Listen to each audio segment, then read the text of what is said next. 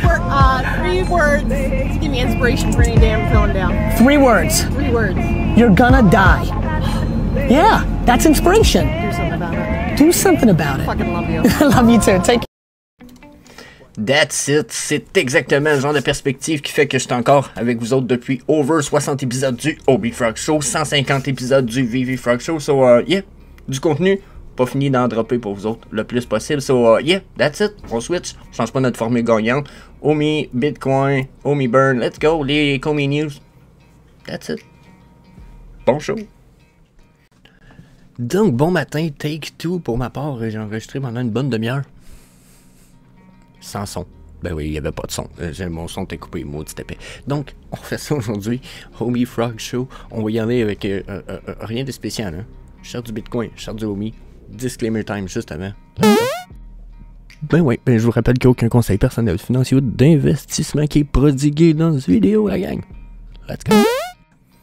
Donc, pour la charte du Bitcoin, on va commencer, contrairement à ce que je fais d'habitude, sur le 4 heures. D'habitude, on commence sur la grosse time frame.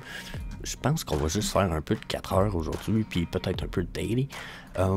Contrairement à d'habitude, si vous voulez voir tout le monthly puis le weekly, il faut aller voir la semaine passée, on va en refaire sûrement mercredi. Donc, ceci étant dit, les EMA. Bon, de prime abord, quand je regarde les EMA ici, on est encore dans le bearish, même que j'ai comme eu une confirmation du retour downtrend ici, là. Regardez mes EMA 8, 13, 21, là, qui sont ces couleurs, les 3 couleurs que vous voyez là. OK? Le orange, bleu poudre et le mauve, mais là, ils ont comme crashé officiellement toutes mes EMA qu'il y avait ici, malgré leur test ici, de les traverser pour avoir une reversée de la tendance, on va dire. Et en plus, on a mis un refusal, un refus de percer les EMA 200 et 233. Donc là, on est sur la downtrend. C'est mon avis, là. Ça ici. Puis là, ben, je pourrais mettre les chandelles traditionnelles. Vous verriez que ça ne changerait pas grand-chose. On est sur la downtrend, malgré peut-être, vous voyez ici le retour uptrend des EMA, qu'on voit peut-être un peu moins bien sur le... sur les chandelles Aiken Ashi, mais selon mon avis, quand on voit une flat zone des EMA comme ça, c'est signe d'un possible retour uptrend, peut-être puissant ou pas. Ça va dépendre de beaucoup d'autres choses. Donc là, de prime abord, ok, on voit une possible tentative de retourner sur une uptrend, mais en même temps, on voit quand même qu'il y a eu un refus, je pourrais vous dire ici, du EMA 55. Là, hein? Donc là, pour moi, on est probablement sur une downtrend très éventuelle. Ici, on voit que sur le stochastique RSI, justement, ma downtrend n'est pas terminée sur le long time frame ici, du 4 heures. Donc, il m'en reste probablement pour 1 ou 2 journées de downtrend possible à retourner dans le bottom de notre charte ici. Mais pour le moment, regardez, on a les courts time frames, eux, qui sont quand même dans le très bullish. Sauf que celle-là ici vient de toucher son plafond. Donc, on pourrait avoir déjà une perte dans notre puissance. Je ne sais pas si vous comprenez, on pourrait déjà avoir manqué de puissance ici pour le prochain 4 heures qui arrive déjà dans 17 minutes.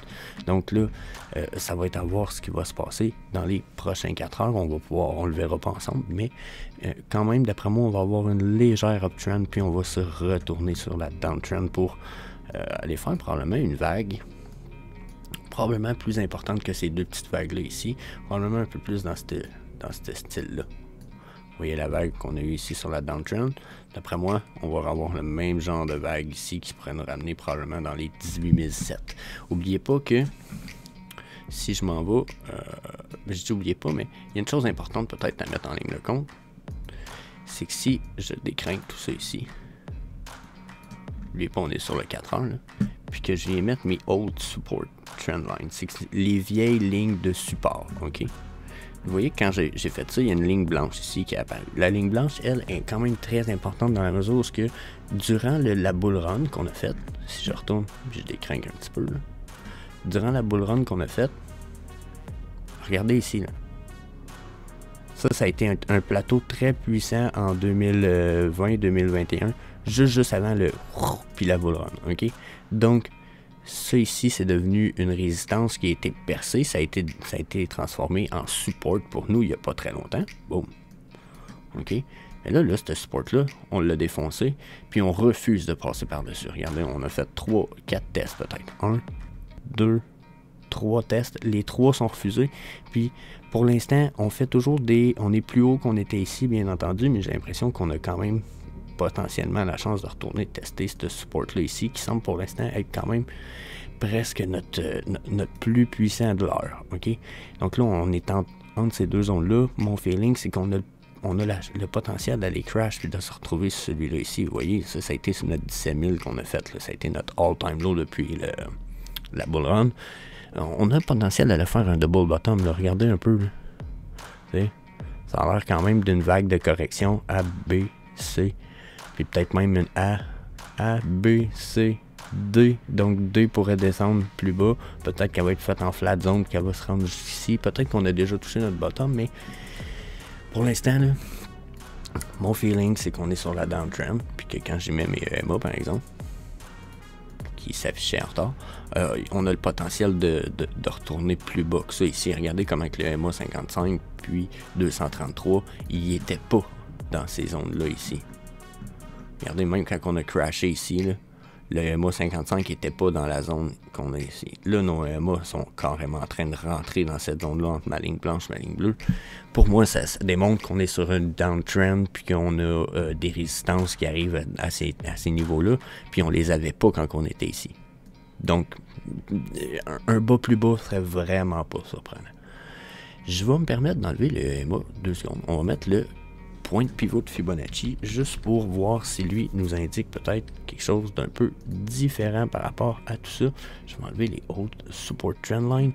Donc sur le 4 heures, là, vous voyez qu'on a ostiné le point de pivot central, on a été touché quasiment à la golden pocket, on a retouché on est rentré encore, non, on a presque été à la golden, puis on s'ostine sur le point de pivot central. Là en ce moment ici, ce que je vois, c'est un crash justement du point de pivot central, puis il me semble sérieux. Donc, si on a un retour uptrend, on pourrait retourner tester celui-ci. Mais après ça, d'après moi, où est-ce qu'on s'en va? C'est dans les plus bas ici. Puis on parle alors de... bon, je vais y aller plus conservateur. Entre 18 600 et 18 000 $ du Bitcoin. Tant qu'à moi, ça semble très prévisible. Ensuite, on va aller voir le MACD ensemble rapidement.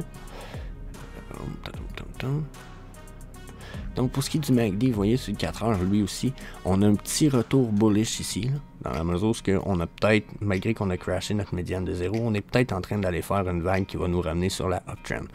Oui, je sais, le stochastique RSI est beaucoup plus réactif, puis il nous indique que si on a une retour uptrend, ça sera pas très longtemps et probablement pas très puissant. Ok, donc attendez-vous un uptrend puis un crash solide ici. C'est très probablement ce qui va arriver. Peut-être qu'on n'aura même pas le droit à la uptrend tellement que le crash va se produire vite. On va avoir le droit à une espèce de rebond sur ma médiane bleue ici avec la ligne rouge, puis un crash. Donc le 4 heures m'indique quand même beaucoup de downtrend pour le Bitcoin dans tout ce qui est à suivre, la gang. Là, je regarde ça beaucoup comme ça, puis d'après moi, on pourrait quasiment trader sur la downtrend en ce moment. Ok. Donc, tout ça sur le 4 heures, on survole ça sur le daily rapidement. Ça fait déjà 7 minutes qu'on est là-dessus. Donc, sur le daily, les EMA pour commencer. Bon, même chose pour les EMA sur le daily. Je sais pas si vous comprenez que ici, on est quand même les bearish. On a refusé le EMA 55 il y a quand même un moment. On n'a même pas été capable d'aller le retester. Donc, ce que je vois ici, en plus, c'est qu'on a de la misère avec le EMA 8 et 13. Donc, bearish pour les EMA. On est déjà là. On va aller voir le Fibonacci point de pivot des fois qui nous amènerait autre chose. Après ça, on va aller voir nos... Donc, sur le point de pivot, ben, vous voyez qu'on a crashé le point de pivot central pour l'instant. On est en train de s'ostiner. Quoi qu'on s'est-tu rendu? On s'est pas rendu à la Golden Pocket Zone. Donc, d'habitude, 40,05, 0,6. Donc, potentiel chance d'y retourner. On a rebondi un petit peu sur la 2,36 ici. Ce qui me dit que on a des chances de descendre plus bas que ça. On a peut-être une remontée légère comme on a vu sur le 4 heures, mais d'après moi, ça va être très passager. Si je regarde tout ça sur le stochastique RSI qui est très réactif, ben vous voyez, on est sur une downtrend. D'après moi, notre journée va finir quand même très bearish. On risque d'avoir 1 à 2 journées de bearish. Par contre, j'ai pas de volume. Ça, c'est quelque chose que je viens de remarquer. On n'a pas de volume. Regardez le volume. Je sais pas, sur le 4 heures, ça devait être bas aussi. Donc, Ça, c'est peut-être une bonne nouvelle, dans la mesure où si on n'a pas de volume pour la downtrend, c'est qu'on a un peu de support, probablement. À voir. Le reste me semble très bearish, surtout stochastique RSI ici. Donc, ça me... Très, très bearish, le voyant. En plus, il vient de bouger, je sais pas s'il y en a... Il reculerait d'une seconde, là, si je ne me trompe pas, la ligne bleue vient de bouger ici. Donc, important à regarder. Ben, important, du moins. Intéressant. Puis, on va aller voir le MACD. Notre MACD, lui, il est sur un uptrend, mais il est en train de vouloir probablement casser sa uptrend, avoir une perte de puissance. Donc, si on casse cette uptrend-là, puis qu'on a une downtrend, d'après moi, on va casser ici aussi, puis on risque d'avoir une belle vague, un peu le même genre de vague qu'on a eu ici. Donc, je m'attendrai à ça jusqu'à 0,618, ce qui nous ramènerait à 17 000 pour le Bitcoin. Donc, yeah, that's it. On laisse ça là-dessus demain. That's it, that's all. Omi à cette heure. Donc, le Omi sur 4 heures. Oh my god. Ok.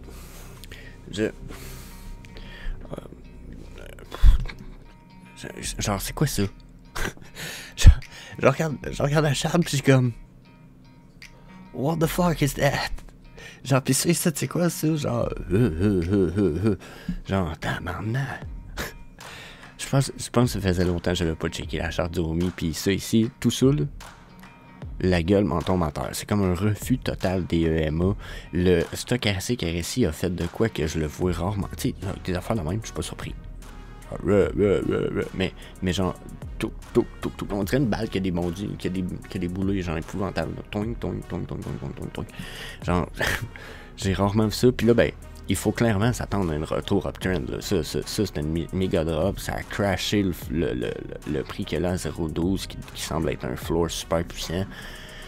Il faut s'attendre à un retour uptrend. Est-ce qu'on reteste les EMA? Qu'est-ce qui va se passer? Ben, d'après moi, on va avoir une espèce de vague dans ce genre-là, mais d'après moi, elle va être de courte durée parce que regardez ici, là, on est clairement sur la downtrend, puis notre uptrend a été comme complété rapidement. Là.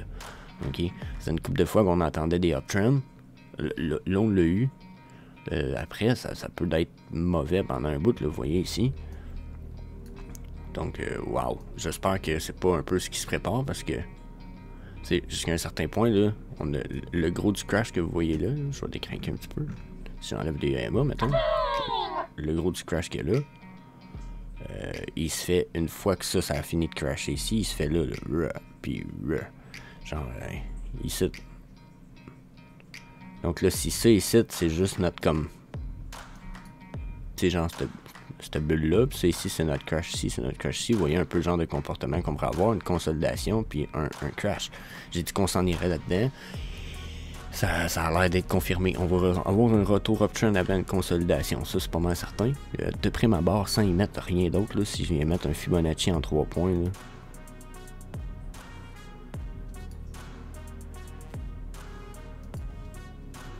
Bon, ben, vous voyez, le potentiel de retourner à 0,12,7, 0,12,8, là, très probable, pour après probablement tomber, parce que regardez, justement ici, on se retrouve à avoir une espèce de résistance, donc à 0,12,8, là, on va avoir une résistance, pas mal certain. Ici, à 0,12,8, exactement 0,12,8, donc attendez-vous pas à ce que ça remonte bien plus haut, mon feeling c'est downtrend après ça, puis si justement il fait ça, ça va être encore plus drôle. Là, on va afficher un Fibonacci hypothétique, mais on part d'en haut, on s'en va en bas, puis on s'en va à 0,12,8, ok? Donc, on va effacer le premier fib. Donc, tu sais, regardez, un retour, faire un double bottom à 0,12,2 est très possible après, là. Ok? Donc, puis même que je pense que la Golden Pocket étant si basse, on a le potentiel que ça aille même peut-être plus bas. C'est pas très réconfortant mon feeling en tout cas là-dessus. Quand même, c'est pas aussi bas que j'aurais cru, mais c'est quand même une belle drop. Ensuite, EMA peut-être à ce temps. Ben, EMA, on est tellement bearish dans les EMA que ça fait peur. Dans la mesure où si on n'a pas un retour uptrend pour aller les retester, on va fan out. Quand je dis fan out, c'est nos lignes de EMA qui s'écartent comme ça, puis qu'en plus s'en vont sur la downtrend de façon violente. Vous allez voir des bas que vous attendez pas à voir, puis d'après moi, même s'il y a des wells, comme je vous dis, les wells sont à peu près ici d'après moi. Là. Les wells sont à ce niveau-là, dans mon cube blanc. Donc, si Randy, il dit vrai dans ce qu'il dit, dans ses vidéos, c'est dans ces prix-là que vous allez voir commencer à avoir des uptrends. Donc, préparez-vous. C'est quand même probablement un bon temps pour acheter. Mais ça veut pas dire qu'on va pas redescendre plus bas dans l'année qui suit. Il est très possible qu'on aille dans des lower low, des bas plus bas. Donc, à start. Fibonacci point de pivot. Pour le point de pivot, on s'est rendu dans la Golden Pocket Zone, par exemple. Regardez, on a crashé le point de pivot central, puis on a été dans la Golden Pocket. Donc, c'est possible qu'on aille faire un bon retest du point de pivot central à 0,12. 0,126. Vous voyez, probablement un petit peu plus haut, juste ici. Vous voyez comment on a un plancher ici. Donc, d'après moi, là, on s'en va là-dedans pour après retourner un peu plus bas encore. Donc, surveillez ça. Ça me semble pas mal évident, surtout quand je vois ça ici. On va aller mettre un petit... on va aller mettre un MACD.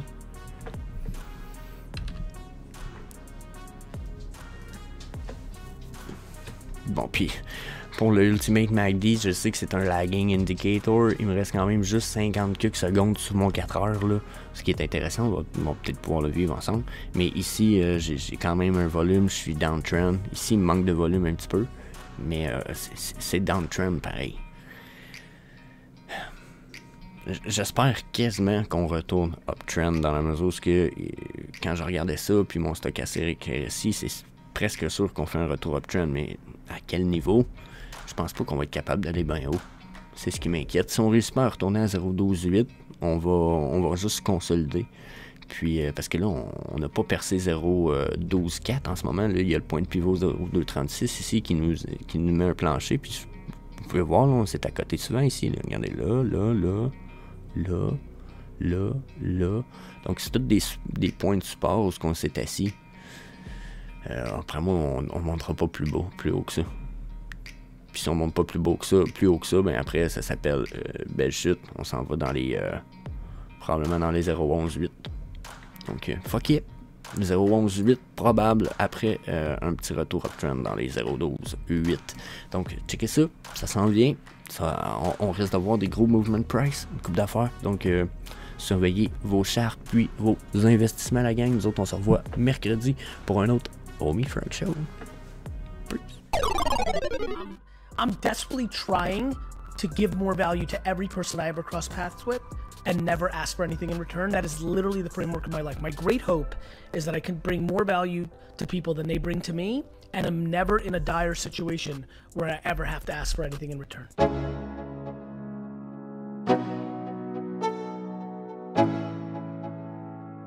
Let's go. Yeah. I'm like an addict, do I gotta have it. I ain't even playing, got a really bad habit. If it moves, gotta grab it, fuse like a magnet. Lose, won't have it till I'm doomed in a casket. I ain't playing, got a weird mind. If you work 8 hours, I'ma work 9. If the shoot tastes sour, you should taste mine. I'ma stay in power for a long time.